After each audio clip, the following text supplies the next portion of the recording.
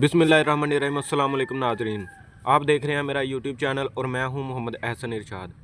नाजरीन, आज की खबर महज एक बयान या एक वाक़या नहीं बल्कि आइन, इख्तियार और जवाबदेही के गिर्द घूमती एक संजीदा और फैसला कुन बहस है। इसीलिए गुजारिश है कि वीडियो को आखिर तक ज़रूर देखें। खैबर पख्तूनख्वा असम्बली के स्पीकर बाबर सलीम स्वाति ने एक गैर मामूली और जुर्रतमंदाना मौक़िफ़ अख्तियार करते हुए बताया कि सूबाई सिक्योरिटी कमेटी ने जो मुतफ़िका फ़ैसला किया है कि कोर कमांडर को बाकायदा ख़त लिखकर सिक्योरिटी मामलात पर ऑन कैमरा ब्रीफिंग के लिए तलब किया जाए। स्पीकर का कहना है कि असम्बली आइन के दायरे में रहकर काम करती है और किसी ऐसे अदारे को तस्लीम नहीं करती जो खुद को आइन से बालातर समझे, चाहे वो कोई भी हो। इनके मुताबिक ये कोई ईस्ट इंडिया कंपनी नहीं बल्कि इस्लामी जमहूरिया पाकिस्तान है, जहाँ फ़ैसले आइन के मुताबिक होने चाहिए। उन्होंने वाज़ेह कहा कि जब मुल्क में मार्शाला नाफज नहीं तो तमाम मामलात भी आइनी तरीक़ाकार के तहत ही चलने चाहिए।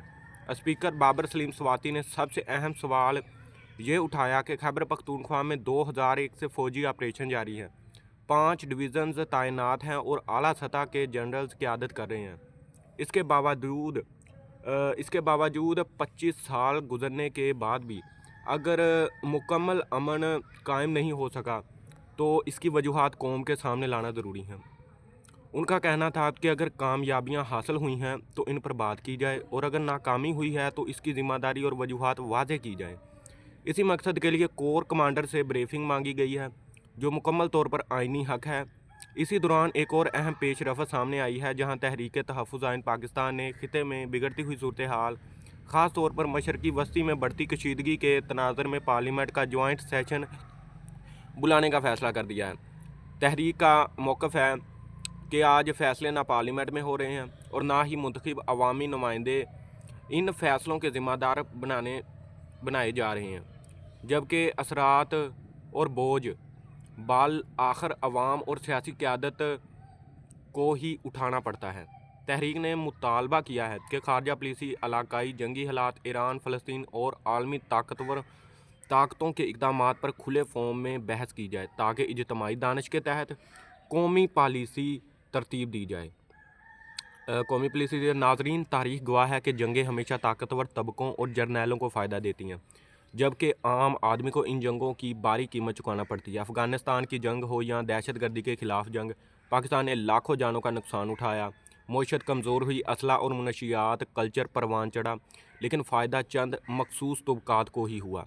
आज भी अगर ख़िते में एक नई जंग मुसल्लत की जाती है तो इसके असरात पाकिस्तान तक ज़रूर पहुँचेंगे, क्योंकि ईरान के बाद दबाव पाकिस्तान पर आ सकता है और ये खदशात तजज़ाकार बरसों से ज़ाहिर करते आ रहे हैं। इसी तरह कौम को मईशत के नाम पर झूठी उम्मीदें भी दी जा रही हैं। कभी जहाज़ बेचने के दावे किए जाते हैं और कभी बैरूनी जो हैं दौरों को कामयाबी करार दिया जाता है। हालांकि हकीकत यह है कि कोई भी मुल्क 1-2 अरब डॉलर से मजबूत मईशत नहीं बना सकता। जब बिजली मौजूद होने के बावजूद लोड शेडिंग हो, जब पाकिस्तानियों के लिए वीज़े मुश्किल होते जा रहे हों और जब अवाम मायूस का शिकार हो, तो सिर्फ दावों से हालात नहीं बदलते। यही वजह है कि आज अवाम सवाल कर रहे हैं, आइन की बालादस्ती का मुतालबा कर रहे हैं और ये जानना चाहते हैं कि फ़ैसले आखिर कहाँ और किसके लिए हो रहे हैं।